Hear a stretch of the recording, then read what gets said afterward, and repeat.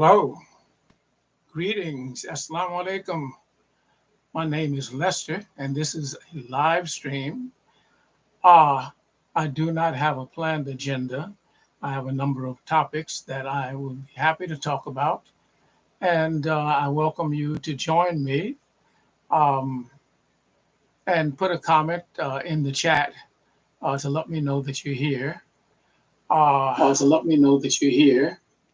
To let me know that you're here. Once again, I left my speaker on and got feedback. Uh, at any rate, I put a few items in the chat. If you want to check them out, um, please do. Um, so uh, Earlier today, I talked for about 40 minutes, and I don't know what I'm going to do now. Uh, but if anyone joins me, I'll be happy about that. And also, this sort of thing happens that I have to make a little trip. I will be right back. Okay.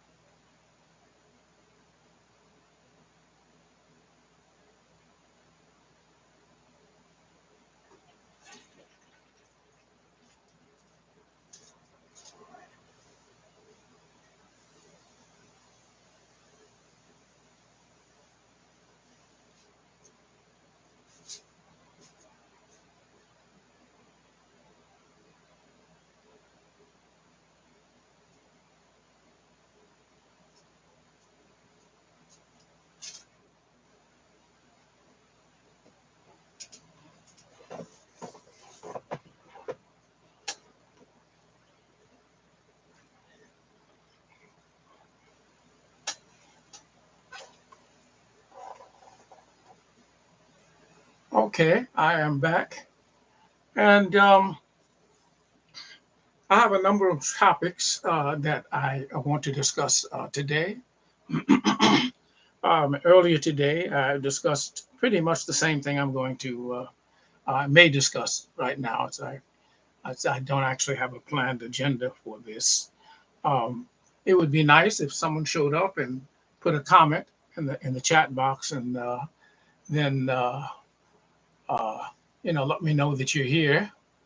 Um, uh, this thing up here, I don't know who they are, but it looks like there are at least three people here. Um, but let me just start and talk about my projects. Um, One of my projects that uh, the last time I composed some music, well, maybe I should introduce myself for those of you who don't know. As you know, my name is Lester Nibbs, Knibbs. And, uh, I was born in Brooklyn and grew up in the Bronx. And now there are only two people. Wow, a real interest in me. Um, and Went to the High School of Music and Art in New York City. Now it's called the LaGuardia School of the Arts. And I went to Harvard University. Uh, and I was actually a Harvard National Scholar, one of the top 50 entering freshmen. And and I dropped out for dramatic reasons.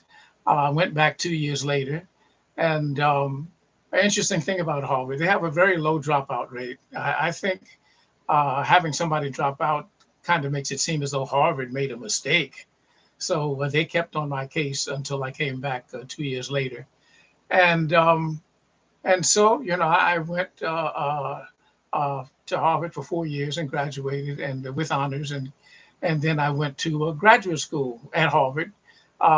I accidentally skipped the master's degree, uh, and my parents and our family, we never paid Harvard anything.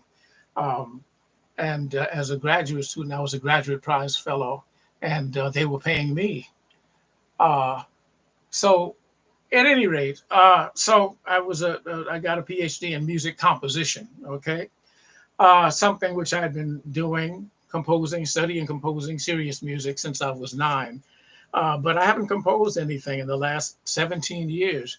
But the Wilmington project is the Wilmington massacre, and Wilmington insurrection and massacre of 1898.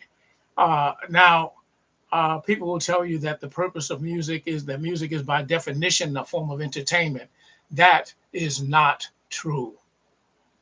Music has a much more serious purpose, and the word music itself goes back 25 centuries. And before that, the word muse goes back another 25 centuries. The people who built the pyramids said that the muses helped them build the pyramid.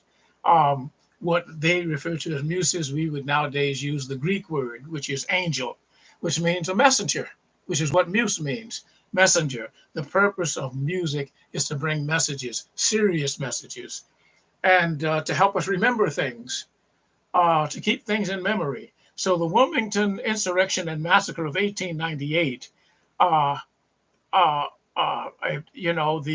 the white supremacists and the party, the Democratic Party, was the white supremacist party at that time.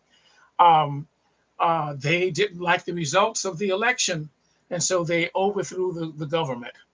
Um, and So the government of Wilmington, North Carolina, which I believe was the largest city in the state at the time, and massacred African Americans. There were bodies in the river, blood in the river, and they replaced the elected government with a government of their own. Uh, so the governor would have intervened, but the problem was that the National Guard was infiltrated with the red shirts, they call themselves.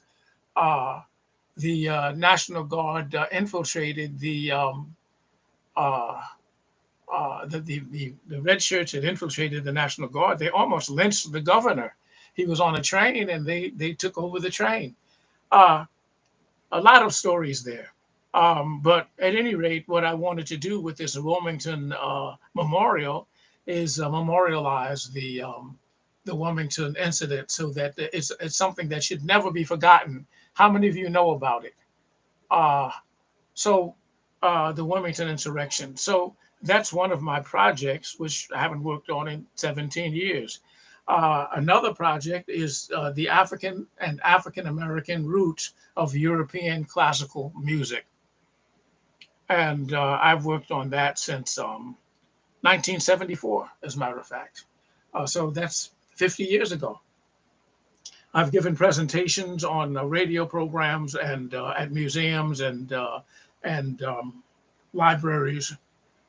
Uh, and so the African and African American roots of European classical music. One of the things, well, has to do with the whole view of what the world is. Um,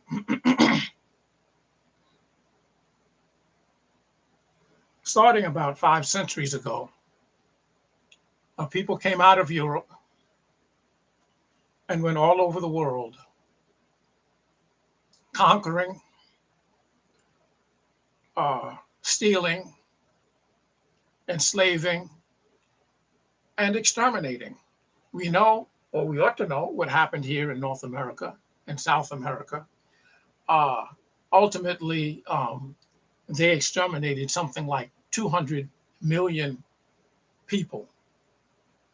Now, there were less than a billion people in the world until about 2 centuries ago.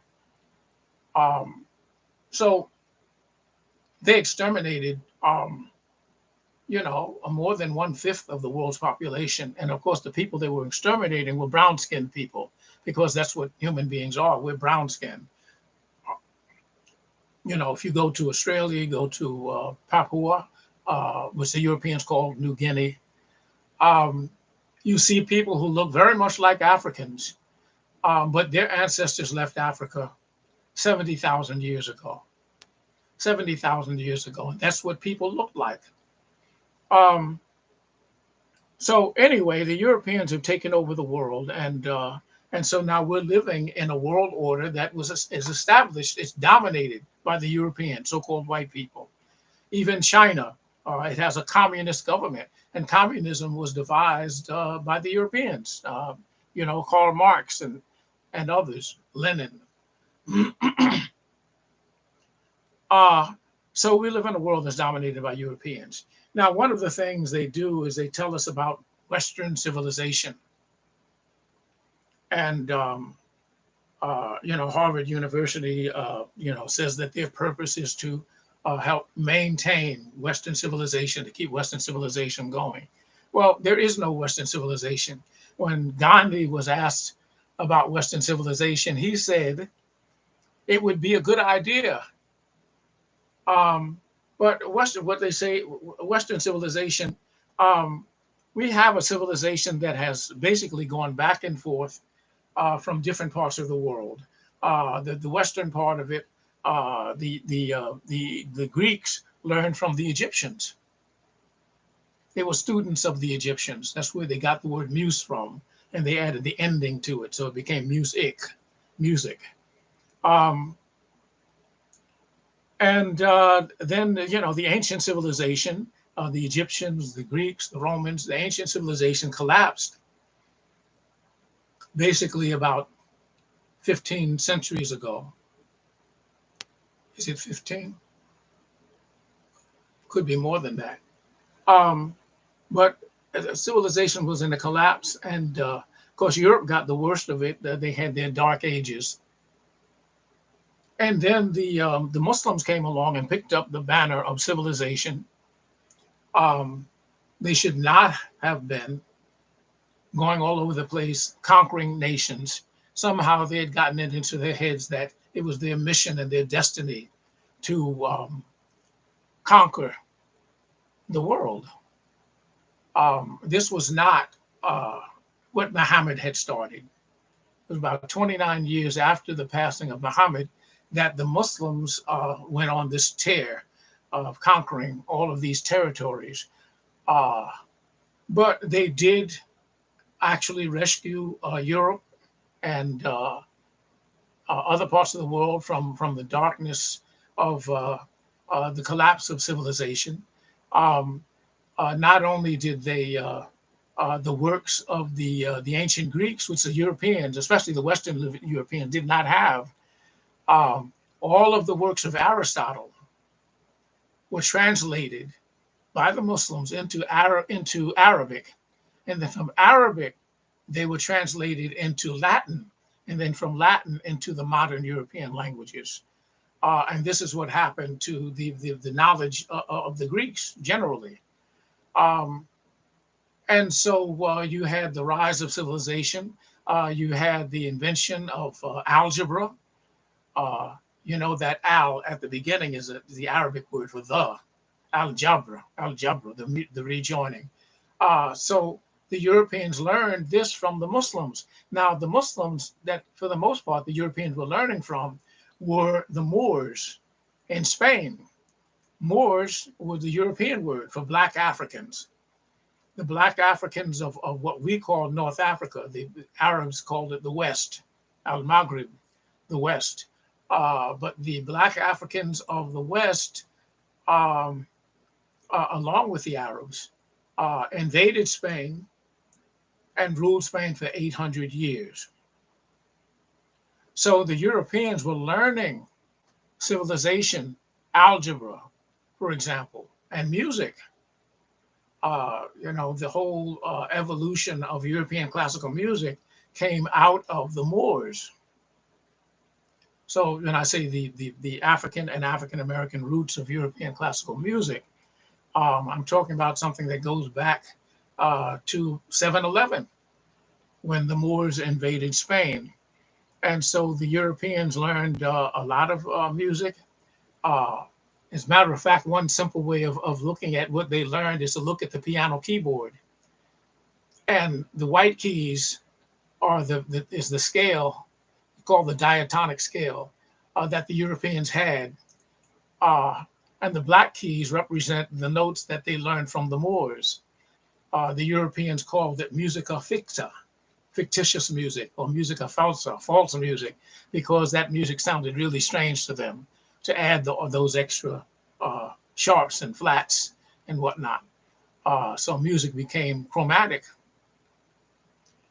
So that was the first stage of the influence of African on the evolution of European classical music. But to skip ahead a few centuries, um, African American music, the captives from African nations, the people who were brought over here, uh, didn't come over here with nothing, with no culture or anything.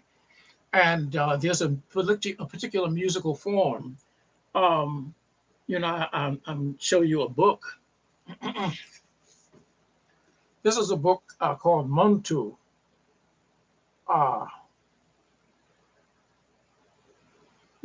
I'm looking at the screen, and Muntu is not backwards on the screen that I can see, but everything behind me is reversed. The piano is on my right. Wow. Okay, I'm new to this. No, the piano should be on my left, but this is my left hand. It looks like my right hand to you, and the piano should be on that side. But at any rate, uh, see in my T-shirt, it's backwards when I look at the screen. Oh, wait a minute. No, no, no, it's not. Well, I've never done this before. Yes, it's Sutton family. Yes, it goes this way. That is really strange. The piano is on the wrong side. But at any rate, here's the book, Muntu, uh, The New African Culture, by Jan Heinz Jan, actually a German writer. Um, but he points out in this book that the form of music known as the chaconne was originally brought to Cuba by the captives. Uh, and then from the captives, the Europeans took it back to Spain. And then from Spain, it spread to the rest of Europe. The chaconne, Chaconne, chaconne, is a musical form that became part of the classical music, the symphonic music. Bach wrote chaconnes. Um, there's a chaconne he wrote for violin, one of his suites for solo violin, and you might look that up. Chaconne by Bach for violin. Um, And the chaconne was a musical form that spread into European symphonic music and classical music, into the operas and all of that. The last movement of Brahms's Fourth Symphony is a chaconne. It's actually called that. But there are a lot of places where there's a chaconne, either the rhythm of the chaconne, the descending bass line of the chaconne, and the harmony of the chaconne is all over symphonic music and operatic music in Europe. Um, and so this spread to Europe. Now, the scholars, they have an agenda, of course, and they want to say that Spanish music is not Moorish music. But the common people, and a woman from Spain, told me this, that the people in Spain, the average people in Spain, know that their music is actually Moorish music. Their music came from the Moors, what we think of as Spanish. Um, you listen to, there's a composer named Ravel, Ravel. He wrote a very interesting piece called Bolero, Bolero. bolero, um, and that's Moorish music, right? Moorish music, very interesting piece of music. Uh, but at any rate, so the African American roots of European classical music, the music of our enslaved forebears influenced European symphonic music, the so-called spirituals. There's a symphony by Dvorak, Dvorak, Dvorak. The R is a funny R. Uh, and Dvorak, his Ninth Symphony from the New World. The themes are based on the spirituals. Uh, at any rate, there's that.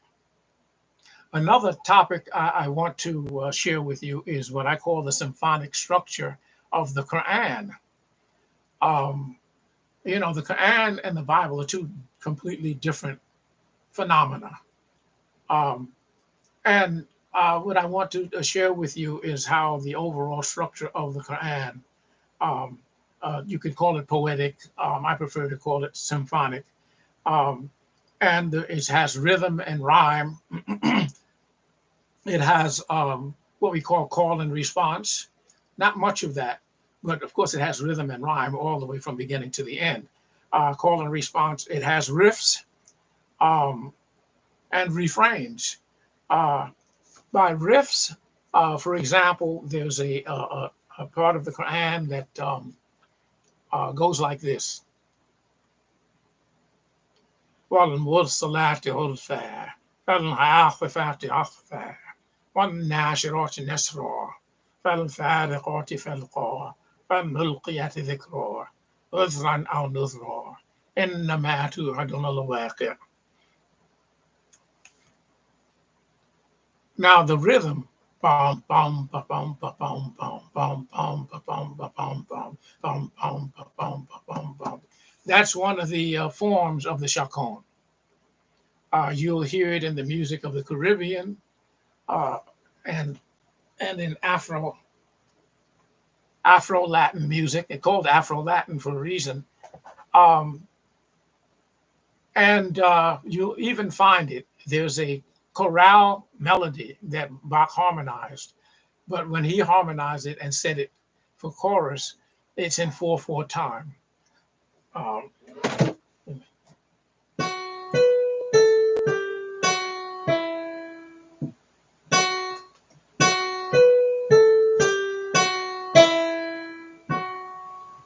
now, actually, that descending line, that's one of the aspects of the chaconne. But what's interesting is Bach didn't originate most of his chorale melodies. He harmonized them, he used them in his cantatas, uh, but they were old. You go back over a century before Bach, and this particular tune was actually a popular song. Now he tended to use the plain chant from the church that the church had used, but this one is from a popular song, and the way it is in the popular song is like this.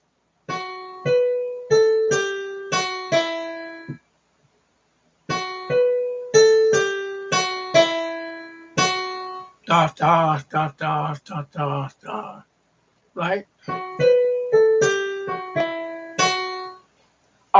And so it's in that rhythm, the chaconne rhythm, the older form.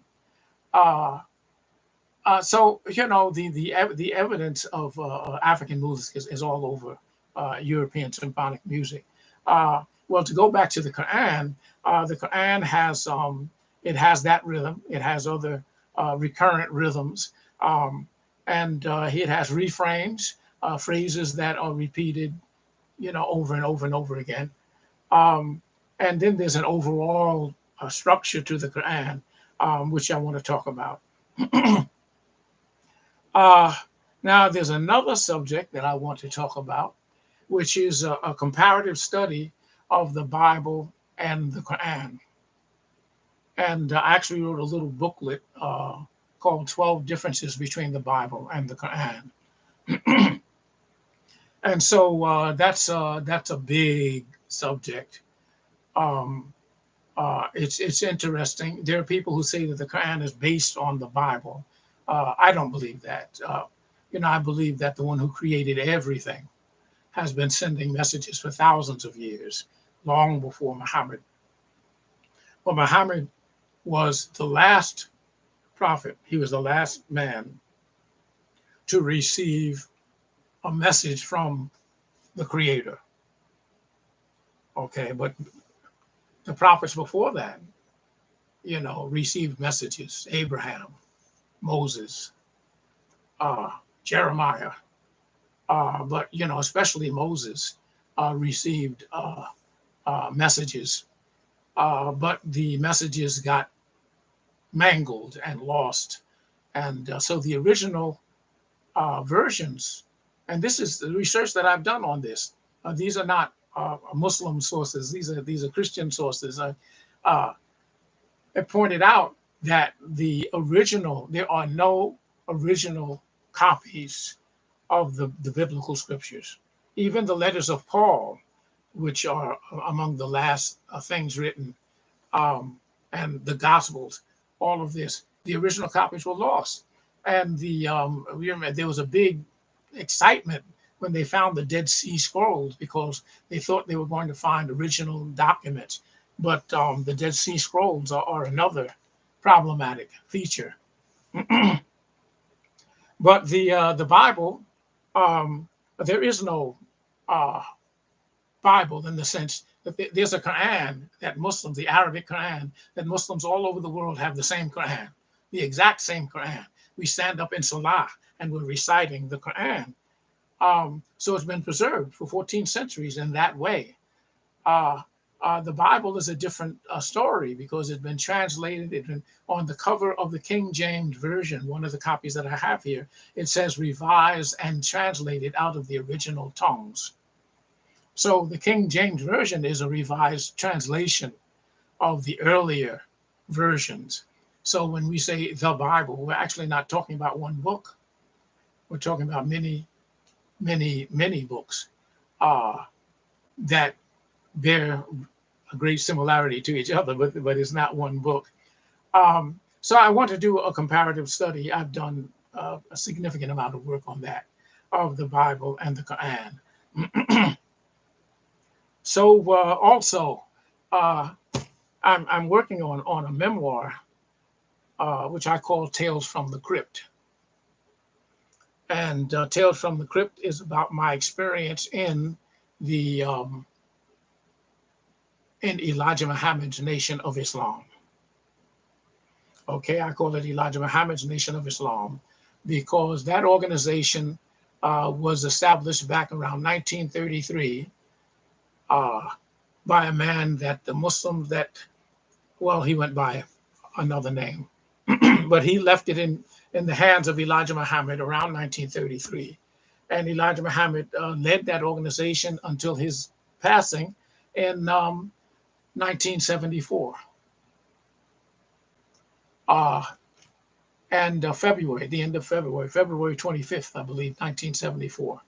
And then his son became the leader, W.D. Muhammad, and he led the organization. Um, I don't know how to answer that question. When did he, because the organization went through a couple of name changes. It was known as the American Muslim Mission at the time that it was dissolved in 1985. So the Nation of Islam that Elijah Muhammad had led for so many years ceased to exist in 1985. So we have other organizations that go by that name, most notably the organization led by Louis Farrakhan. But they are not the same organization that Elijah Muhammad had been leading uh, for, 40 years?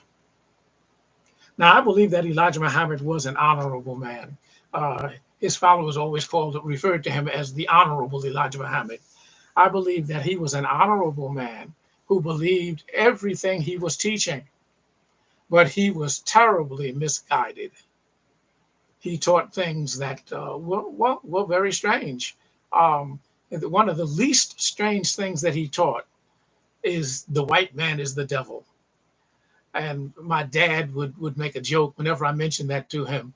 My dad, who was not a follower, I guess he was a Christian. I don't know, but I think he was, say, an agnostic. But whenever I said that Elijah Muhammad had said that the white man is the devil, Dad would say, no, no, no, no, no. The devil is taking notes. Uh, so that's not, but Elijah Muhammad said, taught us many things that I don't want to repeat at this moment, but he believed them. His son, W.D. Muhammad, uh, openly disagreed with him starting in, I think he said 1962, and continued to disagree with him. And I think towards the end, Elijah Muhammad realized that his son was right and he was wrong. And so, instead of putting his son out again and again and again, as he had done, he sent his son out to go all around the country teaching what he wanted to teach. Uh, so the governing board chose W.D. Muhammad to succeed his father in the leadership of that organization. But my experience with that organization starts basically, I joined it in April of 1974. Or a couple of guys were fishing. They called it fishing, luring me in, starting in 1971. And finally, I joined in 1974, which demonstrates that no matter how long you take to make a decision, it might still be the wrong decision. But I did join it in 1974. And then Elijah Muhammad actually died. No, he died in 1975. Because I was in the organization, and then he died, and W. Muhammad became the new leader. Uh, and then I got involved, really involved. I ended up on the governing board. And I characterize this organization, um, the Nation of Islam under Elijah Muhammad, and for a while under W.D. Muhammad. I call it a pseudo-Islamic, quasi-Christian cult group criminal organization. I make no apologies for that. When I served on the board was a criminal board. Uh, so if you read my essay, Tales from the Crypt, an introduction, and I put the link up here. Yes, I put the link. And my name is Lester.com. I hope that will connect you to Tales from the Crypt, and you'll see what I have to say. But at any rate, is screen, and there's a delay. Uh,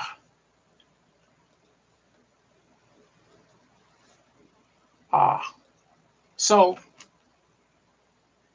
yeah, Tales from the Crypt.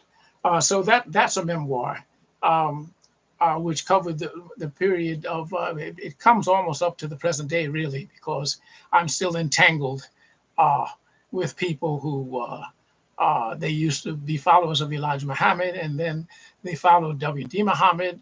And even though W.D. Muhammad has passed away in 2008, and told them not to follow dead leaders, they still claim that they're following W.D. Muhammad. Well, I was a follower of W.D. Muhammad from 1975 until maybe 1985. But in 1992, I realized that I was no longer following W.D. Muhammad. Excuse me. I'm very happy for that he played in my education, I guess you could say, in my evolution. But at a certain point, I realized that he had gone in a direction that I was not going to follow. So, so Tales from the Crypt includes a lot of that information, my experiences on the governing board, uh, my experience with the various leaders of the organization. Um, and those are the things that I want to talk about when I post some other videos here on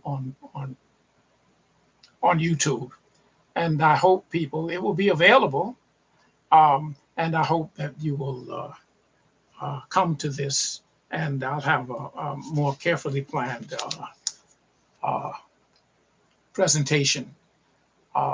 So thank you for joining me. Thank you for watching this video. And, if you want to contribute to my survival, I'm in an awkward situation right now, but I put links if you want to send me a few coins, some change. I would greatly appreciate it. Um, uh, because otherwise I might only have until Friday uh, to uh, uh, to share this with you, and I hope you find it valuable. Okay, um, and I'm going to sign off with Assalamu alaikum, wa rahmatullahi wa barakatuh. Peace be unto you, and the mercy and blessings of Allah.